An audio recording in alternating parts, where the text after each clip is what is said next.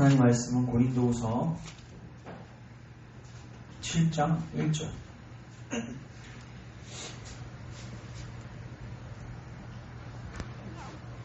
7장 1절을 같이 한번 읽겠습니다. 7장 고린도후서 7장 1절 292페이지 7장 1절. 자, 우리 같이 한번 읽겠습니다. 시작. 그런즉 사랑하는 자들아, 이 약속을 가진 우리는 하나님을 두려워하는 가운데서 거룩함을 온전히 이루어 육과 영의 온갖 더러운 것에서 자신을 깨끗하게 하자. 다시 한번 시작. 그런즉 사랑하는 자들아, 이 약속을 가진 우리는 하나님을 두려워하는 가운데서 거룩함을 온전히 이루어 육과 영의 온갖 더러운 것에서 자신을 깨끗하게 하자. 아멘. 기도하고 말씀 증거합니다. 주님, 오늘도 소경된 우리의 눈을 여시고 기먹은 우리의 길을 뚫으셔서 하나님께서 우리에게 하시는 말씀을 선명히 듣고 깨닫는 은혜가 있게 하옵소서.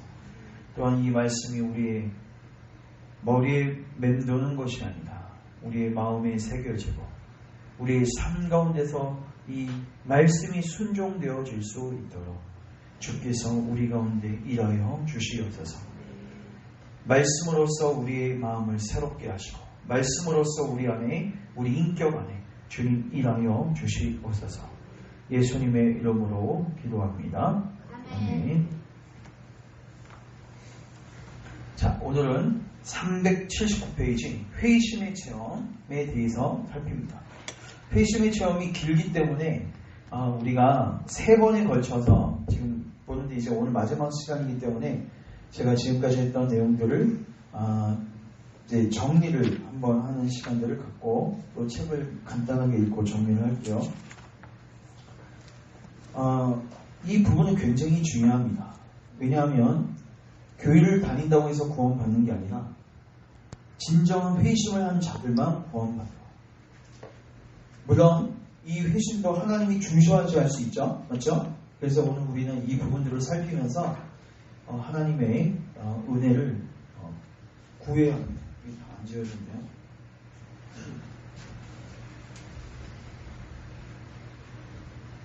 우리가 어떤 내용들을 살폈냐면 지금 이 책에서 크리스천이라는 사람하고 소망이라는 사람이 이제 인생 마지막 여정을 걸어가고 있는 내용들을 살폈고 이 가정에서 이제 마법의 땅. 마법의 땅은 어떤 땅이었어요? 그렇죠. 우리로 하여금 졸리게 만드는 그런 지역이었어요. 이게 뭐냐면 우리가 늘 깨어 있어야 한다는 것을 이야기하는 거예요. 맞죠? 근데 중요한 거는 마법의 땅에서 졸지 않기 위해서 그들이 했던 굉장히 중요한 게 뭐냐면 경건한 대화였어요. 우리 성도들이 만나면 대화하는 것도 중요한데 경건한 대화를 나눠야 됩니다. 특별히 우리 영에 도움이 되는 대화들을 나눠야 되는데 특별히 이 경건한 대화를 나눌 때 이 대화의 제목이 뭐였냐면 회심이라는 주제였습니다. 쉽게 말해서 너 예수님 어떻게 만났어? 이 얘기. 너 하나님 어떻게 만났어? 우리는 이 얘기 별로 안 하죠. 질문도 안 합니다. 왜요? 다 알고 있어요. 얘 하나님 안 만난 거 알고 있거든요. 그러니까 물어보지도 않아요. 그냥 교회 억지로 끌려와서. 오늘은 저도 이제 부교육자 생활도 했고 또 어렸을 때 모교에서 여러 신앙생활도 했고 그러면 신앙 없이 오신 특별히 이제 보통 보면 이제 여자분들이 먼저 믿으시죠. 여자분들이 먼저 믿으시고 남자는 이제 끌고 온단 말이에요. 그러면 교회 들어오면 가장 중요한 게 무엇입니까? 교회 들어가서 세례 받고 그 다음에 직분 받고 그 다음에 교회에서 일 좀 하다가 또 이제 그러면 이제 어느 정도 이 정도 이제 짬밥이 되면 관계가 형성돼 있거든요. 교회 안 떠나는데 이제 충직이 되는 거죠. 충성스러운 종이 되죠. 언제 떠나냐? 교회에서 싸움하거나 무슨 일 터지면 나가죠. 그러나 그러지 않으면 안 나가는 거예요. 왜요? 주님 때문에 안 나가는 게 아니라 교회가 그냥 좋은 거예요. 사람이 좋은 거예요. 결국 나중에 이런 사람들과의 교제가 무의미하다고 생각하면 그 교회는 이제 흩어집니다. 예전에 여러분들이 만나셨던 수많은 교제의 사람들이 있을 거예요. 지금 만난 신앙적 교제를 하는 사람이 얼마나 되는지를 물어보십시오. 거의 없을 것입니다. 근데 열방교회도요, 포커스가 이렇게 돼 있잖아요.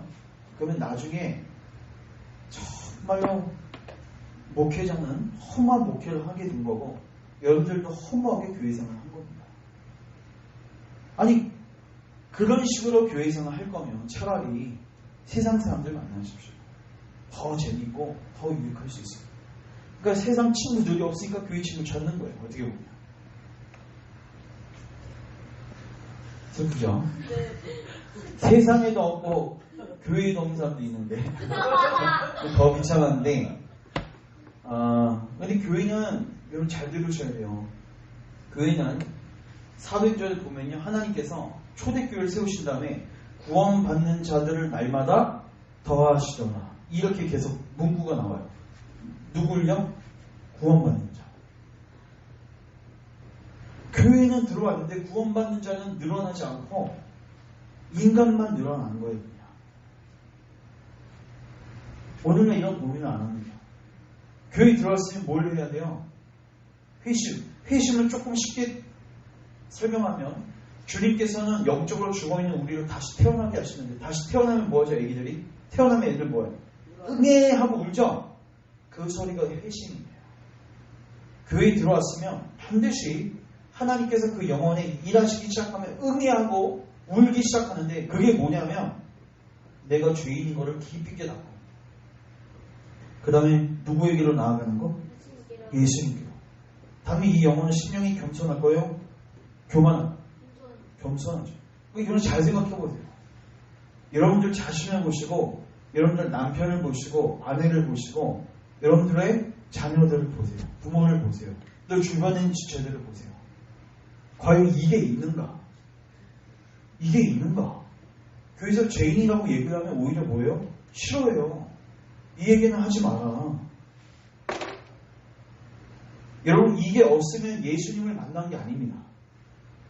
이 말이 즉슨 예수님을 모르는 자이고, 예수님을 그 사람 모르는 거예요.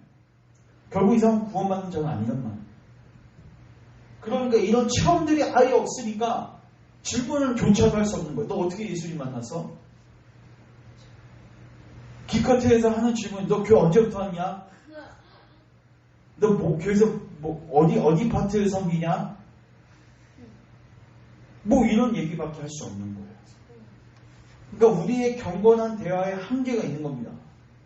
진솔한 대화, 영적 대화, 마음의 대화를 나눌 수가 없어요. 왜? 그거 자체에 성도들이 관심이 없어요. 목회자도 관심이 없어요. 많은 경우에. 그러면 그 교회는 구원받는 자가 더해지는 게 아니라 그냥 교회의 사교 집단만 늘어나는 겁니다. 이런 교회 할 것 같으면은 힘들게 할 필요 없단 말이에요. 목회자도 그냥 밖에 나와서 세상을 하면서 돈 벌고, 성도들도 그냥 주일에 세상 친구를 만나서 놀면 되는 거예요. 교회는 그런 위로를 주는 공동체가 아니란 말이에요. 세상적 위로를 주는. 우리 인생의 가장 중요한 문제, 하나님과의 관계 문제, 천국과 지옥에 관한 문제, 영혼의 문제, 그거를 다루는 곳이 교회예요. 이거 잘 명심해야 돼요. 그거에 대한 관심이 있고 그거에 대한 분명한 반응이 있는 사람을 뭐 해줘야 돼요? 세례를 줘야 된단 말이에요. 그러면 그 성도들이 모이면 무슨 대화 나누겠습니까? 그리고 대화를 나누더라도 또 기도를 하더라도 무슨 기도를 하겠습니까? 지체들의 회심을 위해서, 내 남편의 회심을 위해서, 내 아내, 내 부모와 내 자녀의 회심을 위해서, 이걸 놓고 기도하겠죠. 우리 열방교회도 이 부분 놓고 이제 기도해야 돼요. 지난해 우리 잠깐 얘기를 나눴지만은, 제가 이제 4년 이제 열방교회를 섬기면서, 물론 초창기보다도 지금 더 목회 철학이 좀 더 뚜렷해진 부분이 있는데, 그거는 회심하지 않는 교회는, 그거는 진짜 만약에 회심의 역사가 없다, 그럼 이제 교회는 그냥 문 닫아야 됩니다. 여러분, 그 며느리가 애를 못 낳는 며느리는 옛날 같으면 어떻게 해요? 집에서 쫓겨났죠. 오늘날은 그러지 않죠. 근데 옛날 같은 경우는 가장 아내로서 중요한 기능이 대를 잇는 겁니다. 교회에서 근데 잉태하는 소리가 하나도 안 들리고 송장 소리밖에, 이거 무서운 겁니다. 송장 소리밖에 안 들립니다. 무덤 소리가 시체. 영적으로는 죽어있지만 육적으로는 살아있으니까 어떻게 보면 시체가 걸어다니고 있는 거예요. 표현을 좀 무섭게 해서 죄송하지만, 그래서 일단은 우리는 경건한 대화를 하자, 이거부터가 아니라 과연 내가 경건한 대화를 할 자격이 있는가, 이거부터 물어야 되는 거예요. 내가 과연 이러한 체험을 가지고 교회에 들어오는지, 내가 과연 하나님 앞에서 지옥 갈 수밖에 없는 죄인인 것을 인정하고 있는가, 내가 정말 예수님이 필요한가. 아니, 이 갈증과 갈망이 없는데, 구원에 대한 열망이 없는데 어떻게 예수님께 나아갈 수 있겠습니까? 여러분들, 우리 주변에 이러한 영혼들을 보시면요, 이제 우리가 땅을 치고 이런 영혼들을 놓고 기도해야 되는 거예요. 금요 기도에 뭘 놓고 기도했습니까? 예전에 여러분들 뭘 놓고 기도했어요? 불러불러 하면서 기도 많이 하셨잖아요. 개인적인 여러 가지 육체적 필요들을 놓고 기도했지만 그거 일시적인 거예요. 그래서 오늘 우리가 이 회심에 대해서 관심을 더 가져야 되고, 이거는 남들을 먼저 점검하기 전에 누굴 점검해야 돼요? 나 자신을 먼저 점검해야 돼요. 안전하다고 생각하면 안 돼요, 여러분. 굉장히 이게 무서운 거예요. 안전하다고 생각하고 있는 삶, 그 삶 자체가 벌써 위험한 사인이에요. 진짜 구원받은 자들은요, 더 점검해요.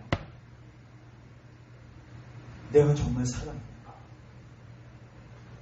죽어있는 영혼이면 영혼일수록 이 자기 점검에 있어서 관심이 없습니다. 시키니까 당연히 안 들리겠죠. 여봐요. 지금 제 말 들리세요? 시키는데 무슨 대답을 하겠습니까? 그래서 여러분들이 이 회심에 대해서 관심을 갖고 여러분들을 점검하고 가족들을 점검하고 또 기도해야 합니다. 특별히 하나님께서 이 회심만 했는지 안 했는지를 검사할 수 있도록, 시금할 수 있도록 시금석들을 주셨어요. 내가 회심했는지 안 했는지 어떻게 알 수 있죠? 내가 다시 태어나서 세상 밖으로 나왔는지 다시 태어났는지 어떻게 알 수 있냔 말이에요. 우리가 주일 성경 공부 때도 배우겠지만 여러 가지 변화들이 있습니다. 그러니까 회심했다는 것은 예수님을 만났다는 거예요. 내가 죄인인 걸 깨닫고 예수님께 나아가서 예수님의 은혜를 깊이 깨닫고 그 안에 안기는 겁니다. 그러면 여러 가지 이제 현상들이 나타나는데, 가장 큰 현상 중, 아까 우리 첫 번째 찬양했던 제목 내용 뭐예요? 기쁨이에요. 여러분들 점검해 보시라는 거예요. 내가 과연 지금 기쁜가? 제가 아까 말씀드렸죠. 이 기쁨은 세상에서 일시적으로 잘 돼서 내게 오는 기쁨이 아닙니다. 내가 감옥에 있든 병원에 있든, 여러분들도 나중에 요양원 갈 수 있잖아요. 맞죠? 요양원에 있든 어떤 고난과 박해 있든 왕따를 당하고 있든, 여러분들이 사랑하는 사람들을 떠나 보내고 난 다음에 혼자 집에 있을 때, 그때도 뭐 할 수 있다? 기뻐할 수 있다. 이거 여러분들 없으시면 빨리 구하셔야 되는 거예요. 이 기쁨 없이 인생의 말년을 맞는다? 해가 지나가면 지나갈수록 비참해질 겁니다. 두 번째, 기쁨뿐만 아니라 주님의 은혜를 받았으니 이제 나도 또한 주님을 뭐하게 돼요? 사랑하게 돼요. 그 다음에 또한 주님만, 그러니까 하나님을 사랑하게 되는데, 하나님만 사랑하는 게 아니라 하나님이 좋아하시는 게 내가 좋아하는 게 돼요. 하나님이 뭘 좋아해요? 계명을 좋아합니다. 계명에 순종하게 되고요. 이게 다 성경에 나와 있습니다. 그 다음에 하나님을 사랑하니까 하나님이 사랑하는 영혼들을 뭐예요? 사랑하게 돼요. 그러니까 이웃을 사랑하는 거예요.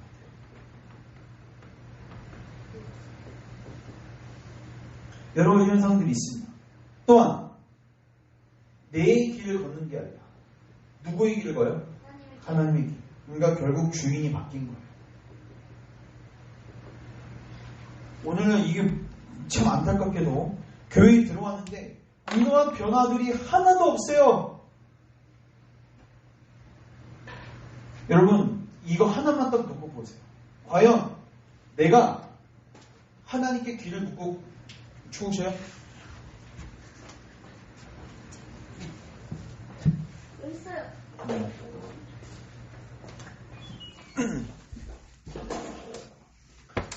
여기 이거 하나만 잘 보세요.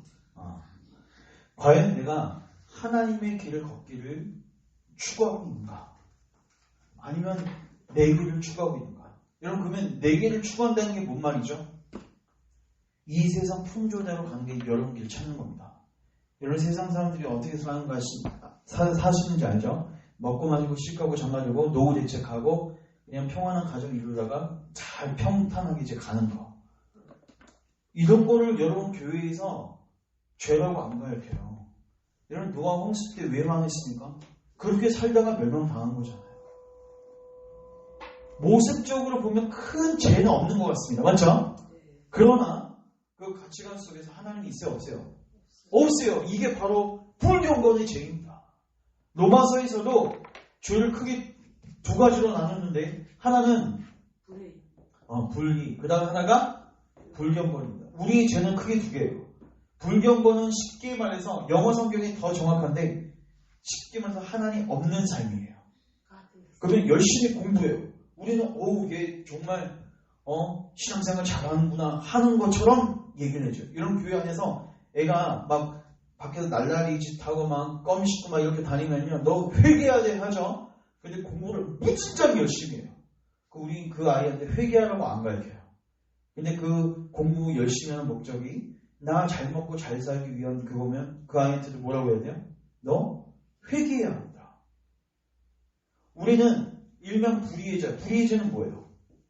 간음, 도적질, 그 다음에 살인 이런 것들 맞죠? 우리가 일상적으로 나쁘게 생각하는 죄들이 있어요. 이 불의의 목록들이 있어요. 근데 이것만 죄라고 생각하시면 안 돼요. 로마서 1장에 분명히 나와 있습니다. 무슨 죄요?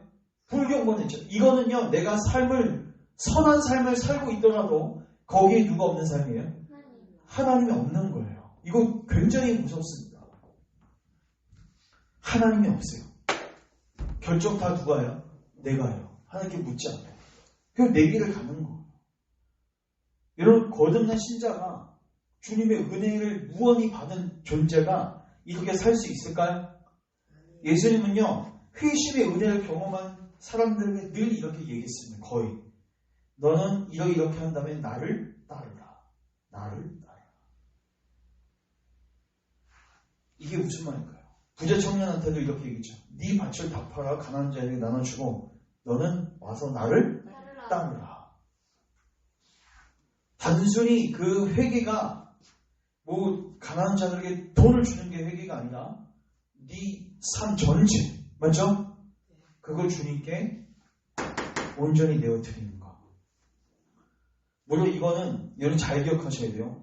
그러면 다시 율법 아닙니까? 아니에요. 이거는요 주님이 우리를 아주 좋은 곳으로 초청한 겁니다. 여러분 우리 길을 가는 게 행복해요? 이게 행복해요? 하나님의 길. 하나님의 길을 같이 여기로 걷자는 거는 내가 너와 함께 해주겠다는 거예요. 목자가 되어주겠다는 거예요. 신자 안에 이런 변화들이 있어야 돼요. 근데 오늘날 남 볼 필요가 없고 저도 제 자신을 보는 거예요. 여러분들도 여러분 자신을 보는 거예요. 이런 게 나타나요? 안 나타나요? 여러분 가족들을 보세요. 요거 하나만 보세요. 기뻐해요? 구원의 기쁨이 있습니까? 이 기쁨을 누린 적을 한 번이라도 본 적이 있냔 말이에요. 어떻게 한 번도 없는데 어떻게 회심했다고 장담할 수 있냔 말이에요. 종교교육 시기 때는요 성도들을 이걸로 자기를 점검할 수 있도록 도왔습니다. 대표적인 서신이 요한일서입니다. 요한일서는 이거에 대한 시금석이에요. 너희들이 하나님께로부터 난 자이면, 즉 거듭나고 다시 태어난 자이면 형제를 사랑한다. 나와 있어요. 요한일서 2장에는 하나님의 계명을 사랑한다. 나와 있단 말이에요. 근데 자기를 점검하지 않죠. 오늘날 교회 다녀도 세상 사람들처럼 살아야 합니다. 근데 어떻게 하나님의 자녀라고 확정할 수 있습니까? 그 사람들 지옥 갑니다. 천국 가지 못해요. 남이 아니라 여러분들이고 내 가족들이 될 수 있고 우리 지체들이 될 수 있단 말이에요. 여러분, 이 위기의식이 있어야 됩니다. 무섭죠? 저도 무서워요. 그래서 뭐 하게 돼요? 기도하게 되고, 그래서 주님의 은혜를 구하게 되는 거예요. 이 위기의식이 없으니까 기도도 안 하는 거예요. 내가 뭐가 문제인지도 모르는 거예요. 그래서 오늘은 이 회심의 마지막 파트거든요. 크리스천이 소망에게 너가 그 회심이 뭐였어요? 예수님께로 가는 거라고 했죠? 근데 간 다음에 크리스천이 소망에게 물어봐요. 너 그렇게 갔더니 어떤 변화가 너한테 생겼냐? 그랬더니 내 안에 기쁨이 생겼어요. 내 안에 자유함이 생겼어요. 주님을 사랑하게 되었어요. 그 즉시 그 주님께 순종하고 싶었어요. 그 주님이 좋아하시는 사람들, 그 주님이 사랑하는 영혼들, 나를 섬기고 싶었어요. 이거는 열매입니다. 그러니까 오늘 이 부분들을 보시면서 내 안에 과연 이런 이 은혜들이 있는지를 살피시고 우리가 이 은혜들을 구했으면 좋겠습니다. 우리 379페이지 한번 가보시면, 자, 보라색 글씨 먼저 같이 한번 읽겠습니다. 시작. 오늘 위해 하나님께서 가장 먼저 하시는 일을 영원히 죄인이라는 것과 죄의 계획과는 심판을 받을 수 없게 없다는 사실을 깨닫게 하시는 것이다. 그렇죠. 가장 먼저 하시는 게 뭐야? 죄인이라는 것과. 제가 왜 주일 설교 때 죄인, 심판, 지옥 이거 왜 이렇게 얘기 많이 하는지 아세요? 이게 시작입니다. 얼마나 교회 안에 들어왔는데 이 얘기조차도 생소하고 여기에 대해서 반응하지 않았던 성도들이 얼마나 많은가.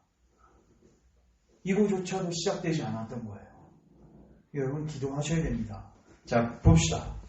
크리스천, 하나님께서 어떻게 그분을, 자, 이게 뭐냐면요, 그분은 누구죠? 예수님이에요. 그러니까 이제 소망이 나 이제 큰일 났다, 나 지옥 가게 생겼다, 큰일 났다 했을 때 빨리 하나님께 기도하라고 권면했거든요. 하나님께 뭐라고 기도하라고 했어요? 예수님을 계시해 주세요. 예수님을 나에게 보여주세요. 나에게 구원의 방식을 보여주세요. 이렇게 기도했더니 그리스도인이 이제 질문하는 거예요. 그러면 하나님께서 어떻게 그분을 계시해 주셨습니까? 어떻게 예수님을 만나게 되었습니까? 묻는 거예요. 소망, 나는 그분을 육신의 눈으로 본 것이 아닙니다. 마음의 눈으로 보았습니다. 그 내용은 다음과 같습니다. 여러분들이 이 회심의 경험이 있어야 됩니다. 어느 날 나는 매우 슬퍼하고 있었습니다.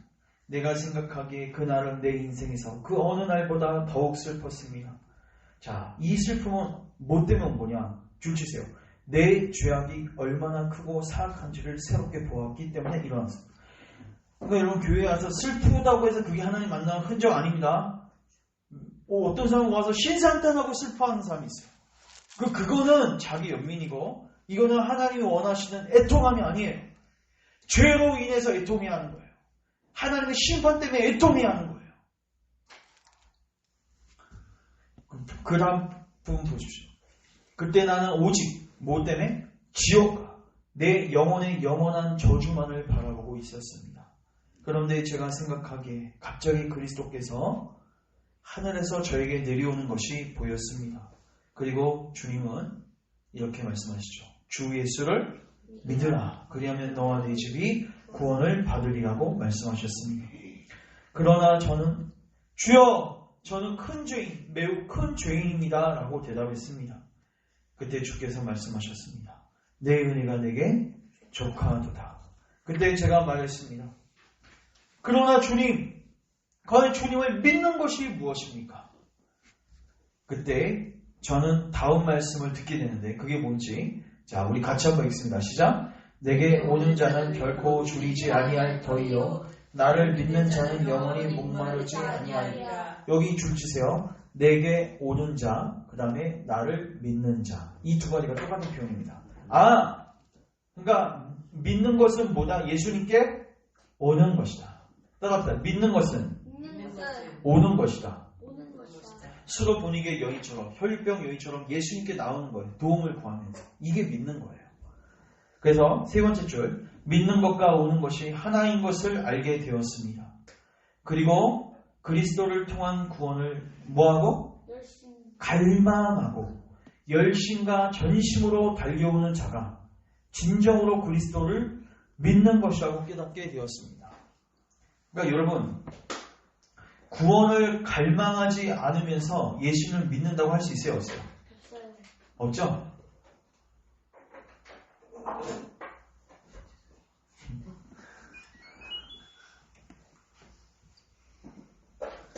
자, 다시 한번. 그리스도를 통한 구원을 뭐하고? 갈망하고. 오늘날 여러분 구원을 갈망하는 사람들 보세요, 안 보세요? 여러분 이거 교회 놓고 이걸 놓고 기도하셔야 되는 거예요. 여러분 남편들, 여러분 자녀들 구원 갈망합니까 정말? 구원에 대한 관심이라도 있습니까? 세상 속에서 말고 교회 안에서조차도 갈망이 보이냐고요. 나 구원받고 싶습니다. 세리죠. 주님 나 어떻게 해야 합니까? 오히려 여러분 바리새인들이 그리고 니고데모가 부재 청년이 그래도 더 나을 수도 있습니다. 그들은 예수님께 뭘 구했어요? 영생을 구하기 위해서 나왔어요. 오늘날에는 영생조차도 관심이 없습니다. 물질적인 것에만 관심 있는 거예요. 세상적인 것에만 관심 있는 거예요. 교회 나오도 세상적 교제를 하기 위해서 나오는 거예요. 잘 들으십시오. 구원의 갈망이 없는 사람은 구원을 받을 수가 없습니다. 왜요? 구원을 갈망하는 사람만 누구에게 나아가요? 예수님께 나아가요. 그 사람이 예수를 믿는 거거든요. 결국. 그러니까 이게 구원의 갈망이 먼저 일어나야 돼요. 그런데 일어나려면 뭘 가르쳐야 돼요? 죄를 지적해야 되고 하나님 심판을 얘기해야 된단 말이에요. 오늘날 이런 설교하면 아유 목사님 그건 무섭습니다. 그러다가 교회 다 떠나죠. 근데 그 설교 안 하면 교회 사람들은 많을 수 있으나 구원받는 사람은 하나도 없는데 여러분 기도하셔야 됩니다. 교회 안에 구원에 대한 갈망이 일어날 수 있도록. 구원에 대한 갈망이 일어나면 성도들한테 말씀 들으십시오. 예배에 참여하십시오. 이 말 안 해요. 알아서 기어 나와요. 여러분 배고픈 아이들이 알아서 밥 달라고 하지. 맞죠? 식욕 있는 아이들이 알아서 밥 달라고 하지 않아요. 이 갈망 자체가 없는 게 큰 문제라는 거예요. 어떻게 보면 우리가 문둥병자일 수도 있습니다. 근데 이것도 주께서 치유하십니다. 우리가 갖고 나가야 돼요. 자, 4번 다음에 제 눈에서 눈물이 왈칵 쏟아졌습니다. 그리고 제가 추가로 물었습니다. 이런 질문을 할 수 있거든요. 그러나 주님, 나와 같은 큰 죄인을 당신께서 정말로 받아주시고 당신의 의에 구원받을 수 있습니까? 줄 치세요. 나와 같은 큰 죄인. 다른 사람의 죄는 못 받은 나는 내 죄를 알죠. 맞죠? 그럼 우린 이런 고민을 해요. 야, 맞아 예수님께 나아가야 되는데 과연 내가 구원받을 수 있을까? 이런 걱정했던 사람들이 누구예요? 혈육병 여인. 내가 손대면 고침받을까? 예수님 옆에서 죽었던 강도. 나와 같은 큰 죄인이 구원받을 수 있을까? 근데 예수님 뭐라고 대답하시는지 보십시오. 그리고 저는 그분이 다음과 같이 말씀하시는 것을 들었습니다. 같이 읽습니다. 시작. 내게 오는 자는 내가 결국 일단 네가 예수님께 나아가 주님께 도움을 구하면 예수님 결코 내쫓지 아니하리라 약속하셨어요. 그래서 제가 말씀드렸습니다. 그러나 주님, 제가 당신에게 나아갈 때 당신에 대해서 어떻게 생각해야 합니까? 제 믿음이 당신에게 올바로 놓여 있습니까? 쉽게 말해서 예수님 당신이 누군지 묻는 거예요. 그러자 그분께서 말씀으로 대답을 하시는데 그리스도 예수께서 죄인을 구원하시려고 뭐 하셨다? 세상에 임하셨다. 그리스도는 모든 믿는 자에게 의를 이루기 위하여 율법의 마침이 되셨다. 다 이루셨다는 거예요.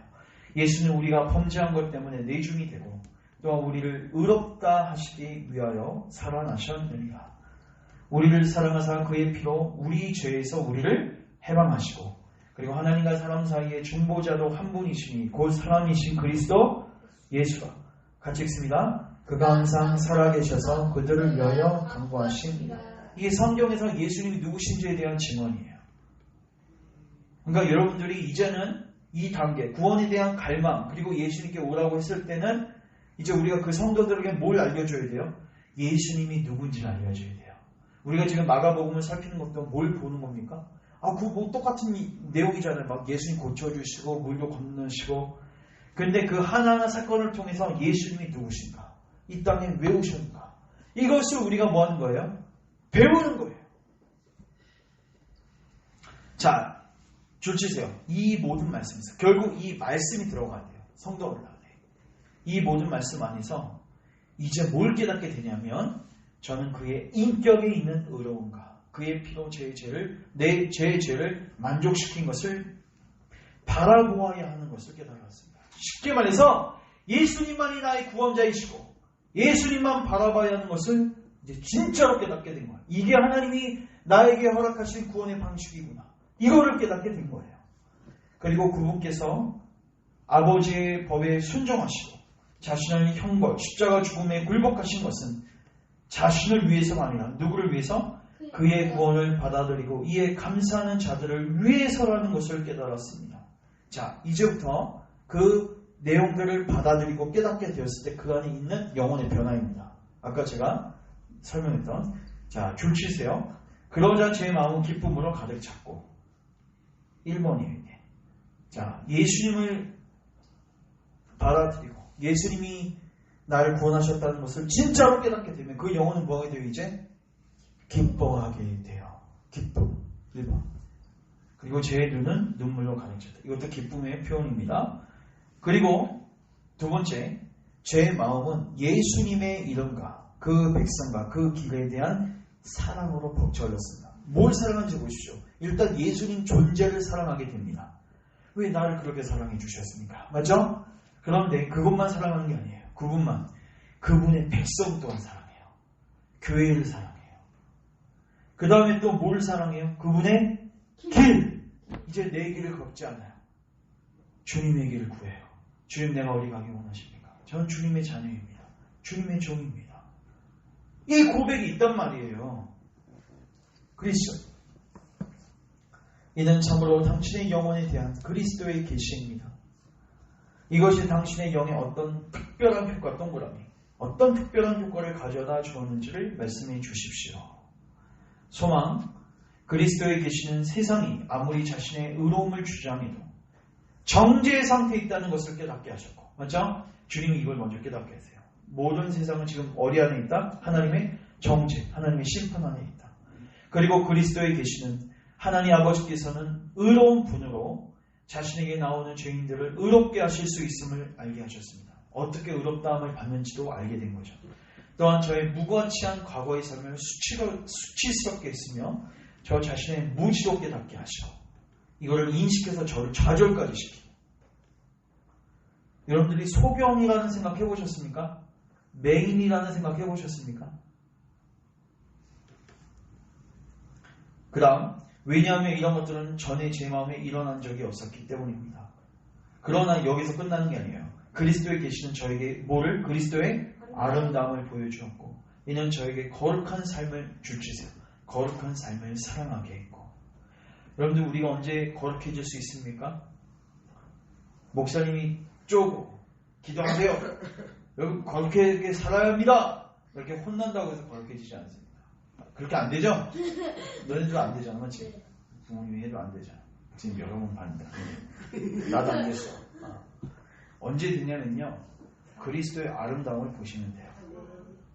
이 아름다움을 본다는 게 그분의 놀라운 은혜, 그분의 사랑의 풍성함, 이거를 깨닫죠. 가늠한 여인이 현장에서 잡혔을 때 예수님이 나도 너를 정죄하지 않는다. 가서는 다시 죄를 범치 마라. 그 여인이 뭐야, 나 다 죽이려고 했는데 이분 날 용서하시네. 나 또 죄지어야겠다. 이렇게 안 된단 말이에요. 그분의 아름다움과 그분의 은혜를 받은 자는, 깨달은 자는 나 이제 과거의 삶을 청산해야겠다. 그분을 기쁘시게 한 그 삶을 살아야겠다. 그러니까 우리가 결국 하나님과의 관계는 어디서부터 올라와야 돼요? 마음에서 올라와야 돼요. 이게 마음이 변화가 없이 하나님 사랑함도 없이 계명을 지키려고 하니까 위선자가 되고 신앙생활이 힘든 거예요. 여기 보십시오. 거룩한 삶을 한다가 아니라 뭐예요? 사랑하게 됐다고. 거룩한 삶을 사는 게 아니라 뭐예요? 사랑. 이건 마음입니다. 마음의 영역이란 말이에요. 당연히 사랑하니까 할까 말까요? 하게 되겠죠. 그리고 주 예수님의 명예와 영광을 위해서 무엇인가를 하고자 하는 갈망이 있게 했습니다. 주치세요 마지막. 제 몸에 수천 리터의 피가 들어있다면 저는 주 예수님을 위해서 모두 흘릴 수 있다고 생각했습니다. 그 제가 질문. 어떻게 이런 생각을 하게 되죠? 내 안에 있는 모든 피를 주님을 위해서 흘릴 수 있다. 그거에 갈망할 수 있어요. 이 사람이 헌신 정신이 뛰어나서 이렇게 된 겁니까? 아니죠. 먼저 예수님이 나를 위해서 피 뿌린 걸 알았기 때문에. 우리가 그 시티스터드 저희 교회 앞에도 문구가 있죠. 선교사님입니다. 그 사람이 이제 옥스퍼드 대학 가 수많은 수재였어요. 세상에 있는 모든 부귀 영화를 다 내려놓고 선교사로 나아가게 되는데 그분이 한 유명한 말. 예수님이 정말로 하나님이시고 그분이 나를 위해서 죽으신 것이 정말로 사실이라면 내가 그분을 위해서 드리는 그 어떠한 희생도 결코 크다고 할 수가 없다. 이게 신자의 고백입니다. 그럼 내가 그분을 위해서 드리는 헌신을 애써 지어 짜내는 것보다 더 중요한 게 뭐냐면 그분이 나를 위해서 어떤 헌신을 허락하셨는지 어떤 헌신을 해주셨는지를 먼저 보여야 돼요. 알고 누려야 되는 거예요. 그분이 나를 위해서 뿌려주신 피를 먼저 알아야 된단 말이에요. 그걸 알면 자연적으로 내 모든 리터의 피를 주님을 위해서 뿌리겠다는 고백이 나오는 거죠. 오늘날에는 이 은혜는 하나도 없어요. 그리고 뭐만 해요? 주님을 위해서 피를 뿌리십시오. 근데 뭔가 이유는 있어야 될 거 아니에요. 그러면 복 받습니다. 주님을 위해서 그냥 피 뿌리십시오. 하면 아무도 안 하니까 뭐라도 이유가 있어야지 할 거 아닙니까? 그래서 세상적인 이유를 갖다 붙이는 거죠. 근데 우린 그게 아니죠. 이미 주님이 당신을 위해서 피를 뿌리셨습니다. 이제 그 은혜를 받은 자로서 당신의 삶을 드리십시오. 이거는 명령이 아니라 자발적 순종이에요. 엄밀하게. 그래서 우리 여러분들 그리고 가족들 또 여러분 우리 열방교회가 물론 조국교회도 마찬가지죠. 뭐가 문제냐면 주님을 사랑함이 없습니다. 우리 자체가 주님 사랑하십니까? 주님을 사랑함이 없어요. 주님을 사랑하면요 주님이 사랑하신 교회도 사랑하게 돼 있어요. 주님이 걸어가신 길도 사랑하게 돼 있어요. 다 사랑하게 돼 있어요. 주님이 품으셨던 그 사람들 나도 품을 수 있게 되거든요. 거룩한 삶도 사랑하게 돼 있어요. 거룩한 삶을 사는 게 아닙니다. 거룩한 삶을 사랑하게 돼 있다고요. 사랑하니까 사는 거예요. 그렇게. 결국 뭐의 문제예요? 마음의 문제예요. 여러분 이렇게 되면 더 큰일 났어요. 왜요? 옛날에는 어떻게 얘기했어요? 거룩한 삶을 사십시오 하면 흉내라도 내면 됐어요. 맞죠? 그냥 흉내를 와서 좀 이렇게 성경책 읽어주고 기도 좀 해주면 거룩한 삶 산다고 착각했어요. 근데 거룩한 삶을 사랑한다? 여러분 힘으로 될까요? 절대로 안 되죠. 그래서 하나님이 하신 약속이 뭐예요? 내가 너희들의 마음을 변화시켜 주겠다. 이게 새 언약 아닙니까? 이스라엘 백성들이 왜 실패했습니까? 하나님의 율법은 돌비를 받았어요. 십계명을 받았어요. 근데 그들의 마음은 변화되지 않았어요. 그래서 주님을 신랑 대신 주님을 떠났던 거죠. 그래서 예레미야 선지자를 통해서 에스가 선지자를 통해서 한 이 약속이 뭐예요? 이제는 이 율법을 어디다가 네 마음에 새겨줄게. 율법이 뭡니까? 하나님 사랑, 이웃 사랑 아닙니까? 그걸 이제는 옛날에는 밖에다 기록해서 지켜라. 근데 내 마음은 사랑하는 마음이었어. 그러니까 율법은 주어져서 하나님의 뜻은 아는데 그걸 지킬 능력은 없는 거예요. 이게 구약시대예요. 근데 이제는 예수님께서 뭘 바꿔줄게? 네 심장, 네 마음을 바꿔줄게. 그러면은 이제 우리 신앙생활이 멍해가 아닙니다. 예수님도 내 멍에는 무겁지 않다고 말씀하셨거든요. 왜 신앙생활이 무거운가? 마음 없는 것을 위해서 그런 겁니다. 여러분 결국 인간이 마음의 동물이에요. 내가 누군가를 사랑하고 뭔가를 잘 이렇게 그 사람을 사랑하면요. 그 사람을 위해서 하는 것들이 즐겁습니다. 힘들지 않단 말이에요. 근데 마음이 전혀 없으면 조금만 일하도 피곤하고 귀찮고 다 때려치고 싶은 거예요. 결국 마음의 문제인 거예요. 예배도 마찬가지예요. 공예배도. 여러분 진짜 주님을 사랑하는 여러분 남녀가 데이트를 한 초기에는 바빠서 못 만난다. 그 말이 안 되는 거예요.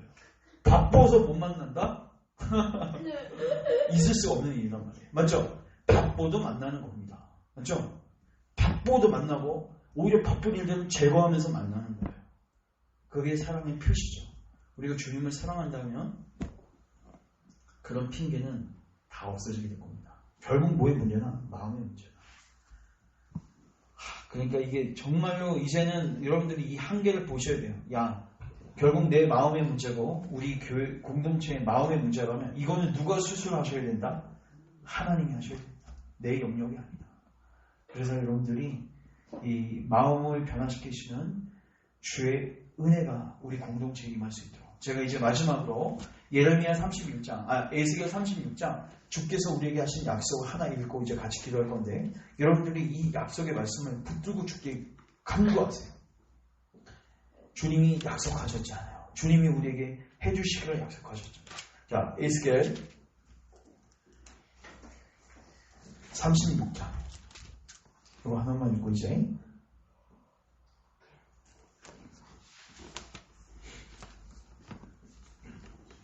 이거 하나만 같이 읽고 기도합니다. 1208페이지에 있습니다. 구약성경 에스겔 36장 에스겔 36장 24절 자, 내가 너희를 여기서 너희는 누구? 실패한 이스라엘 백성들이거든요.